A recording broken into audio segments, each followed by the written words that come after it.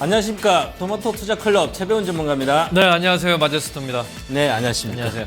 네, 오늘 코스닥 시장은 그나마 강세여가지고 코스닥 좀 매매 잘 하십니까? 이것저것 하시죠? 이번 주는 좀 쉬고 있습니다. 네, 예. 그러시군요. 오늘 장중에 변동이 상당히 심했는데요. 그래도 다행히 좀 꼬리에 달 올라와서 다행인 것 같습니다. 자, 오늘 이제 먼저 강의 15분 동안 강의를 통해서 시장 수급이나 앞으로 시장 어떻게 될지에 대해서 좀 말씀드리겠습니다. 제가 먼저 진행하겠습니다.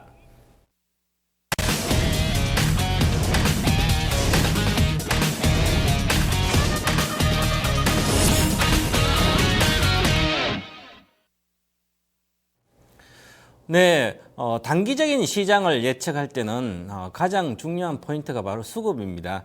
물론 이제 수급은 단기적이고요. 중장기 어떤 시세는 어떤 실적이라든지 어떤 큰 이슈, 모멘텀, 경기, 장기적으로는 경기가 아주 중요하고요. 단기적으로는 경기의 어떤 영향도 있지만 그보다 더 중요한 것은 단기적인 시세의 영향은 바로 수급, 어떤 쪽에서 많이 사는지 파는지에 따라서 시세가 형성이 되죠. 그래서 시세 형성의 3대 원리 중에 가장 단기적인 것은 수급입니다. 그래서 기관과 외국인이 많이 사는 종목들은 기관과 외국인 수급을 분석하면 충분히 주가를 맞출 수가 있습니다. 그리고 개별 종목, 기관과 외국인 사지 않는 종목은 거래량을 통해서 전체적인 수급을 예측할 수가 있습니다. 자, 그래서 오늘은 먼저 제가 오늘 시장 수급으로 보는 주식시장, 오늘 수급을 이제 작년 1년 동안 수급하고 최근의 수급을 통해서 향후의 시장이 어떻게 될지에 대해서 한번 나름대로 분석해 보도록 하겠습니다. 자, 보시면 자, 오늘 시장이죠. 오늘 시장은 코스피 지수는 하락세. 지금 오늘 이제 물론 마이너스로 5포인트 정도 끝났지만 장중에는 많이 밀렸었죠. 그러다 끝판에 올라왔는데요. 그리고 이제 최근에 시세는 계속 좀 내려가고 있는 상태입니다. 지난번에 2000포인트대에서 계속 한 지수는 5포인트 정도, 5% 정도 내려와 있죠. 그래서 코스피는 지금 하락세 중에 있습니다. 여기서 바닥이다 이렇게 확인할 수 있는 어떤 근거는 나오지 않았고요. 그래서 지금 현재 하락세고요.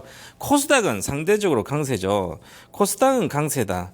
자, 코스닥 오늘도 플러스 났고요. 전체적으로 왜 코스닥은 주봉상의 박스권 상단까지 왔기 때문에 좀 강세의 흐름이고, 자, 그래서 현재 이 시장 자체는 연초 장세, 1월 효과 장세라 그러죠. 주로 코스피는 조정을 받는 상태고요. 지수에 받을 때 코스피가 상대적인 강세, 그리고 외국인과 기관들도 코스피 정도로 매매하는 그런 장세죠. 바로 1월 효과 장세입니다. 특히 1월 효과 장세의 가장 중요한 포인트는 올해 성장하는 산업들이죠. 그런 성장하는 산업들이 주로 주가가 센 거죠. 그게 바로 1월 효과의 효과입니다. 그래서 성장하는 산업은 우리가 대형주들은 성장하는 산업이 별로 아니죠. 왜냐하면 우리 전체 우리나라 경기가 저성장 국면에 들어가 있고요. 글로벌 시장도 마찬가지고 그렇죠. 그러면 일반적인 요즘 나이 드신 투자분들이나 상당히 과거에 얽매여 있는 투자자분들은 수익률이 안 좋죠. 주로 대형주만 고집하죠. 내가 과거에 알았던 종목, 주로 대형주 중에 예를 들어서 아는 종목들을 누구도 아는 종목만도 아는 그런 종목을 위주로 하면 수익이 안 나는 거죠. 왜냐하면 저성장 국면이기 때문에 그렇습니다. 그래서 올해 1월달 장세를 보시면 올해 전체 연간 장세를 좀 알 수가 있지 않겠나. 그래서 이렇게 보시고 이제 수급적인 측면을 보면 현재 수급은 보시면 외국인과 금융투자는 매도세다. 자, 전체 시장에서 외국인과 금융투자 매도고요.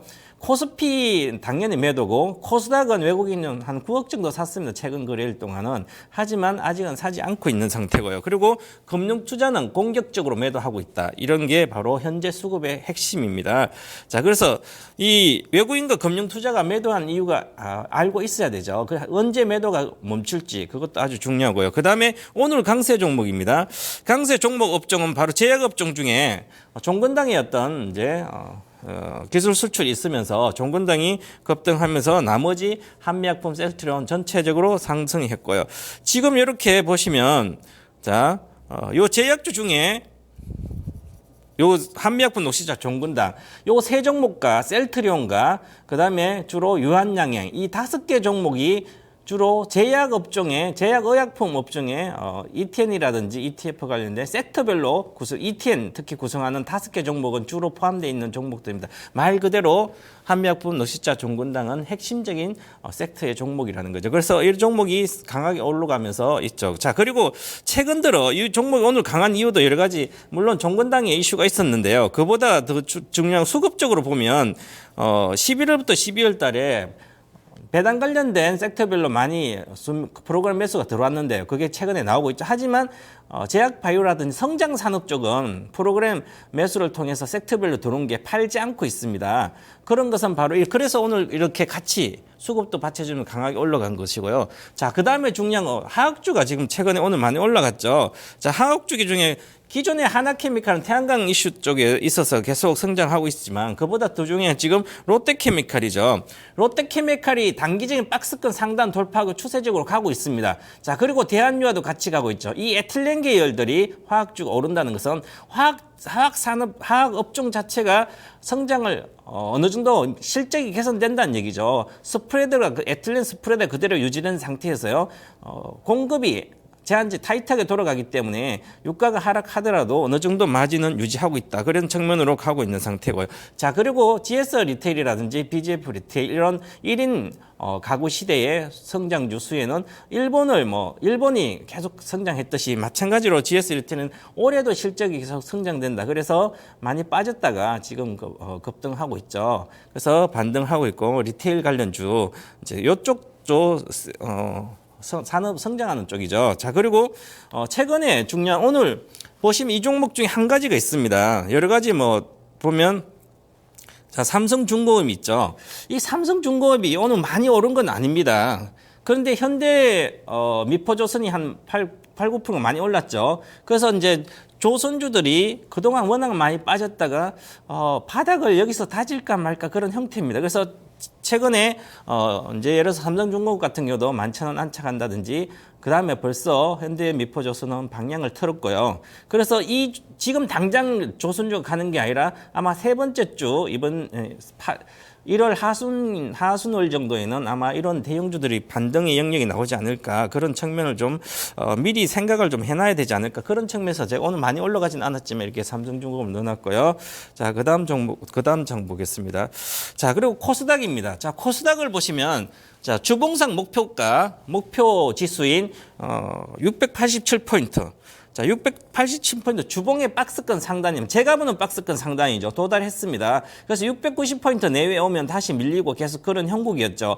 바로 강력한 주봉상의 목표가 상단입니다. 지금 현재 코스닥의 주봉의 목표가 상단 687포인트가 왔는데요. 최근에 중국의 상해 지수를 목표가 주봉으로 보시면 상단 밴드 와서 안착을 못하니까 최근에 급락했죠. 지난주하고 이번 급락했죠. 그죠? 그 말 그대로 이번에 아주 코스닥은 이 687포인트를 어떻게 안착하는지 2주간 안착하는지 아주 중요합니다. 그래서 이번 달에 하순월에 반드시 위로 700포인트 이상 안착을 해주면 가야 되겠죠. 가지 않으면 오히려 위험할 수도 있기 때문에 현 상태에서는 문제는 없습니다. 그래서 추세적인 상승을 하는지 여부를 앞으로 2주 동안 잘 지켜봐야 될 것 같습니다. 자, 그리고 여기도 마찬가지로 최근 5개월 동안 금융 투자는 매도했고요. 투신 연기금 순매수했습니다. 코스닥도 마찬가지고. 그리고 강세정모 CJ는 많이 빠졌다가 이제 실적 개선도 있고 하니까 올라가고 코롱생명과학도 신약 때문에 올라가는 것이고 W게임즈 이제 올라가고 모멘텀 그다음 파트론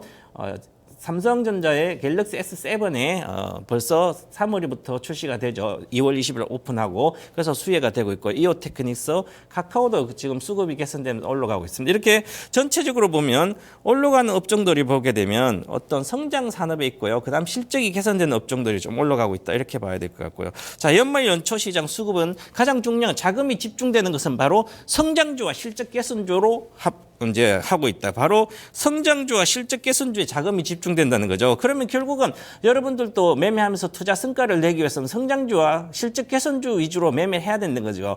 성장주 중에서 산업 중에서 실적 개선주를 매매해서 평가손이 나더라도 가만히 있으면 다시 올라갑니다. 자, 그래서 성장하지 않고 실적도 안 좋은 테마주 같은 것은 단기적인 매매하시고 나머지는 이렇게 좀 길게 이렇게 매매해야 된다. 보시면 자, 한미약품 실적도 좋지만 추세적으로 잘 가고 있습니다. 하나케미칼도 마찬가지. LG전자 이제 시작하고 있죠. 자, LG전자 그리고 AP스텔 OLED 쪽에 집중, 앞으로 3년간 성장한 OLED고, 그 다음에 MC넥서, 스마트카의 최대 수혜주인 삼성전자의 전장팀의 수혜주가 MC넥스죠. 잘 가고 있고요. GS 리테일 가고 있죠.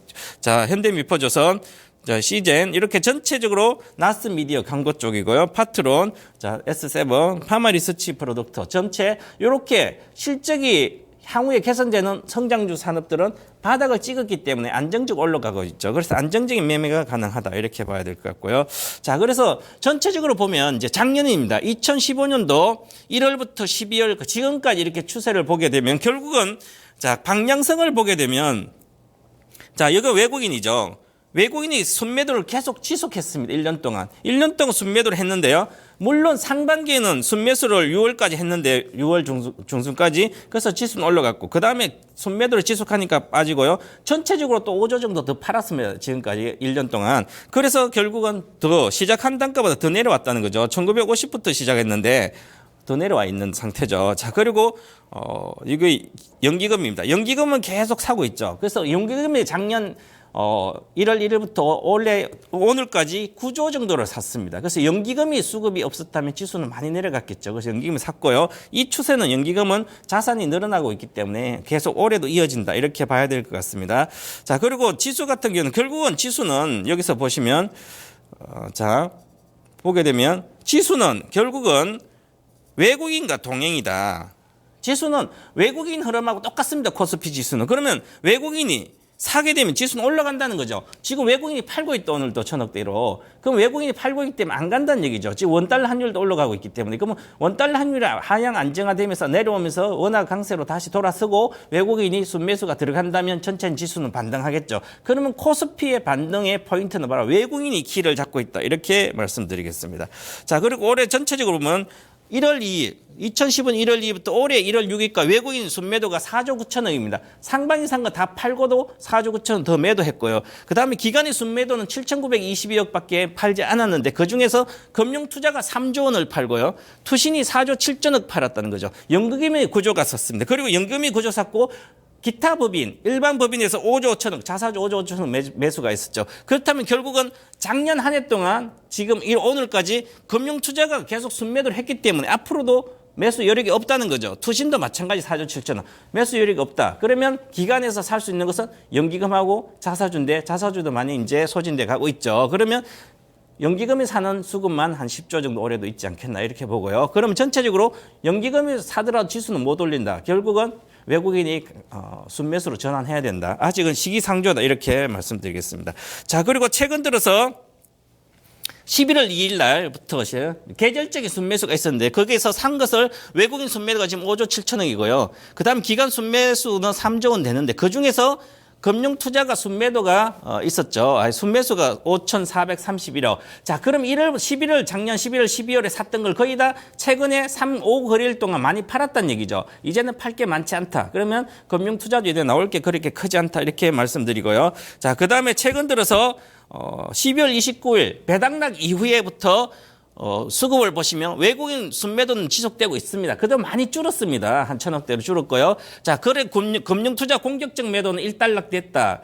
내일 정도까지 되면 일단락 될 걸로 보이고요. 그리고 8개 11월부터 순매수가 5천억밖에 되지 않기 때문에 많이 남지 않았다는 거죠. 그래서 다음 주부터 수급이 개선되지 않겠나 보고요. 그래서 전체적으로 보면 금융투자가 배당락 이후에 1조 2천억 팔았습니다. 그래서 1조 8천억대 사가지고 1조 2천억 팔았기 때문에 거의 다 많이 나왔다는 거죠. 그래서 이제 며칠 동안에 순매도가 나오면 일단락 되지 않겠나 이렇게 보고요. 그래서 코스피 지수를 보게 되면 월봉 지수입니다. 월봉이 아주 중요한 월봉입니다. 월봉 보시면 자, 여기서 가장 강력한 매물대가 1940부터 시작해서 2020포인트 정도, 2000포인트까지 가장 강력한 매물대가 지금 10년의 주가 안에서 있습니다. 거기 있는 상태 지금 매물대 중에 1940포인트 밑에 내려와 있죠. 주가가 현재.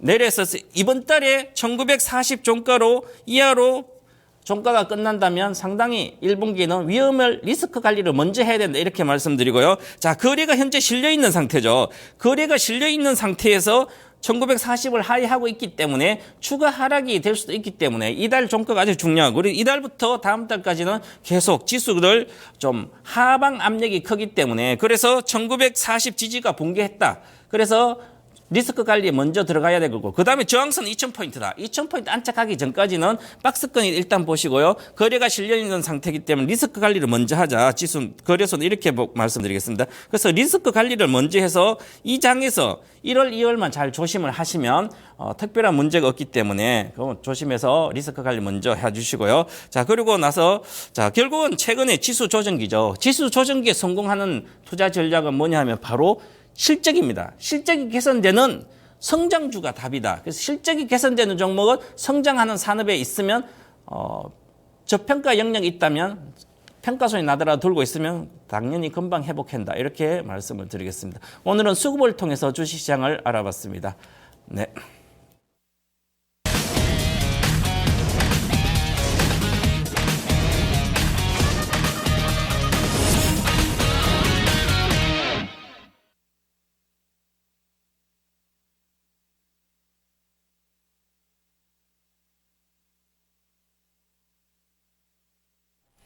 네, 자 오늘 새해 첫 야인 출연입니다.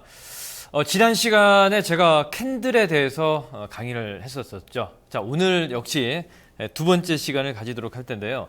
자 오늘은 캔들 두 개를 이용한 흐름 분석 그리고 세 개를 이용한 캔들 분석을 제가 오늘 소개를 시켜드리도록 하겠습니다. 자 2016년도 상당히 좀 기대감이 큰데. 시장이 조금 지지부진한 모습들이 나타나고 있습니다. 하지만은 이럴 때일수록 기초를 좀 튼튼히 좀 해야 되지 않겠냐 이렇게 좀 보고 있습니다. 자, 먼저 두 개 캔들이죠. 장악형입니다. 장악형에는 상승 장악형과 하락 장악형이 있다. 자, 상승 장악형은요. 주가가 하락 추세가 마무리되는 국면. 즉 무슨 얘기냐면 음봉이 나오고 그리고 그 다음날 장대 양봉이 출현되는 장악한다는 얘기죠. 첫 번째 음봉을 그 다음 캔들이 강하게 장악한다는 얘기는 그 단기 물량, 매도 물량을 소화를 한다는 얘기입니다. 이건 뭐냐면 주가가 하락하던 주가가 이제는 하락을 마무리하고 상승 쪽으로 전환하는 추세 전환 신호다. 이렇게 좀 보고 있고요. 그리고 전일보다, 즉 전일 음봉보다 몸체가 큰 양봉이 형성된다. 그리고 음봉 플러스 양봉의 조합이다. 자, 둘째 날에 거래량이 급증을 하면요. 예, 강한 추세 전환 신호다. 그게 무슨 얘기냐면 매도 물량을 다 흡수를 해서 이제는 낙폭과대 메리트라든지 아니면 실적 발표가 나타나는 시점에서 예상치보다도 실적이 좋은 이런 모습이 나타나면 그 단기 가격 메리트가 있기 때문에 저점 매수세가 유입되는 이런 모습이 상승 장악형이다라고 좀 볼 수 있겠습니다. 자, 두 번째로 보면 또 하락 장악형이 있겠죠. 하락 장악형은 자, 천정권에서 나타난다라고 보시면 되겠습니다. 상승 장악형과 반대의 모습이죠. 자, 상승 추세가 마무리되고 하락 전환의 신호다 이렇게 보시면 되겠습니다. 자, 전일 양봉이 나타났어요. 근데 오늘 예를 들어서 미국장이 급등을 해서 아침장에 시가가 고점으로 시작을 했는데 시가가 고점이 되고 음봉으로 떨어지는 이런 모습들이 나타나면서 차익 매도 물량이라든지 그 가격적인 부담이 있다든지 이런 모습이 나타나게 되면 장악형, 하락 장악형 매도 물량들이 출현이 된다는 얘기죠. 전일보다 몸체가 큰 장대 음봉이 출현한다는 얘기죠. 양봉과 음봉의 조합이다.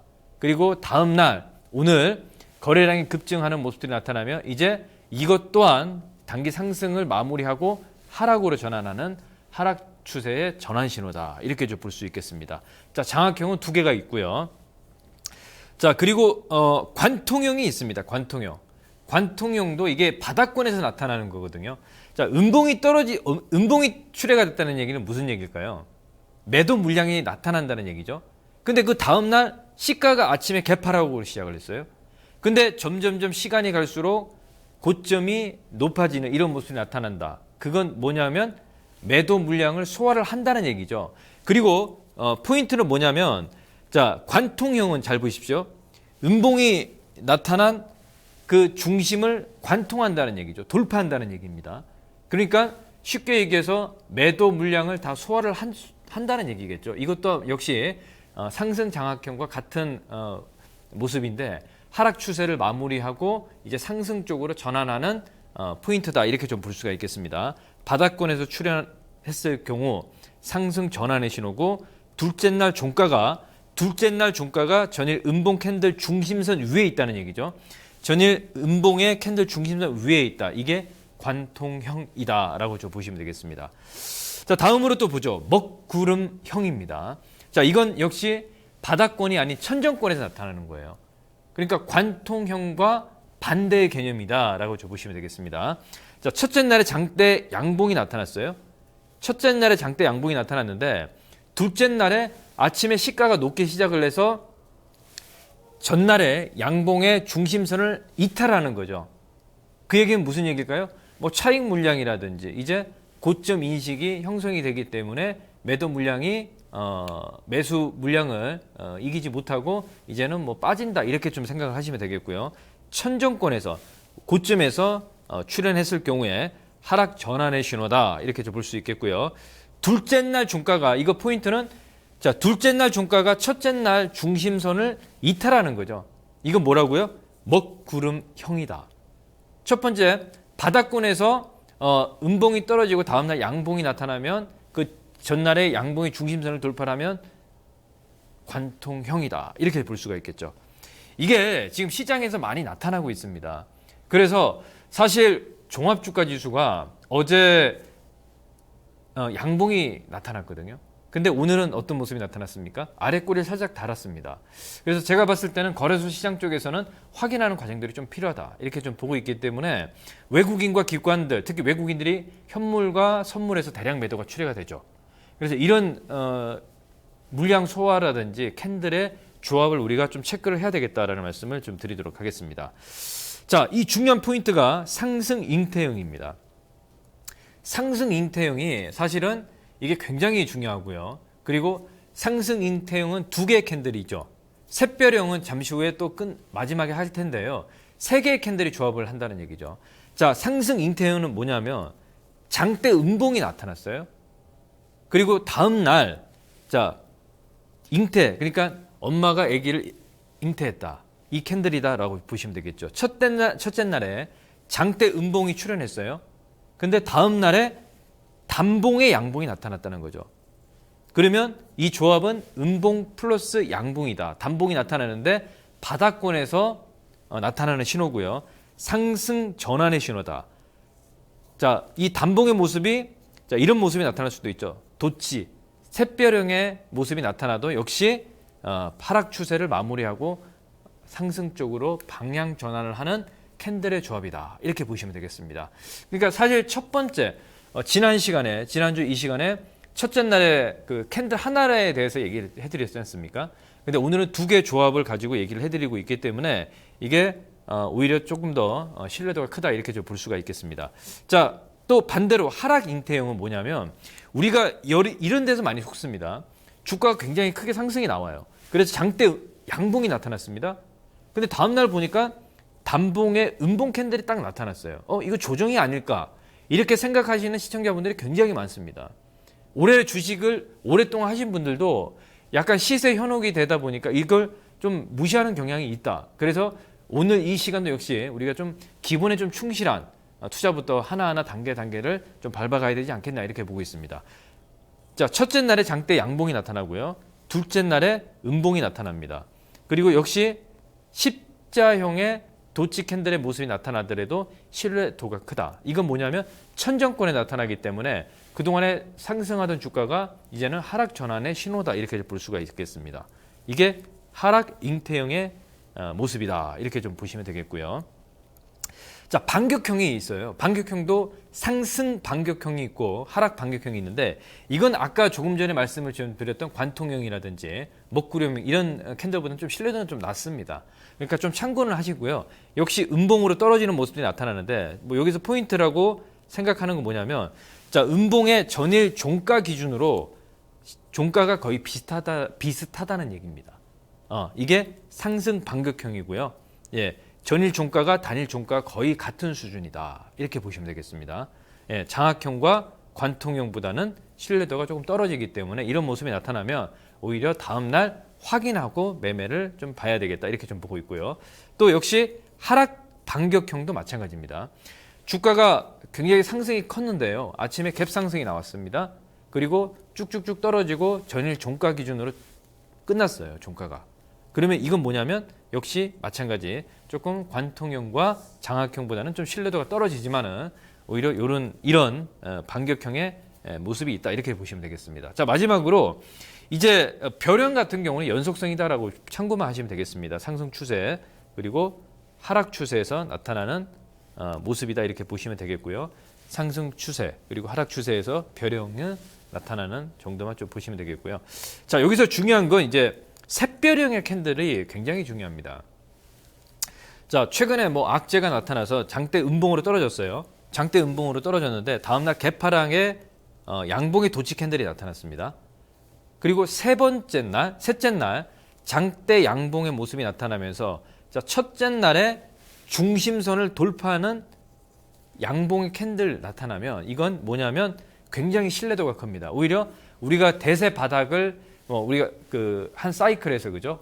분기별로 장이 급락이 나오고 샛별형의 캔들이 나타나면 이게 바닥을 알리는 신호다. 그러니까 한 3일 정도는 확인할 수 있는 캔들이다. 첫째 날은 장대 음봉, 둘째 날은 단봉, 셋째 날은 장대 양봉이다. 이렇게 보시면 되겠습니다. 그래서 둘째 날, 셋째 날에 갭이 발생했을 때 상승의 신뢰도는 굉장히 높다. 이렇게 좀 보시면 되겠고요. 또 반대가 있겠죠. 예, 자, 석별형이 있습니다. 말 그대로 해가 진다는 얘기죠. 첫째 날에 이건 장대 양봉이 나타났어요. 근데 보통 일반적으로 우리가 이 셋째 날에 그 음봉을 이렇게 가린다라고 좀 보시면 자, 여기까지 보십시오. 보시면 자, 단봉의 양봉, 음봉이 나타났어요. 그러면 보통 일반적으로 추세가 깨지면 매도를 해줘야 되는데 매도를 안 하고 눌림목이다라고 매수를 하는 경우가 굉장히 많습니다.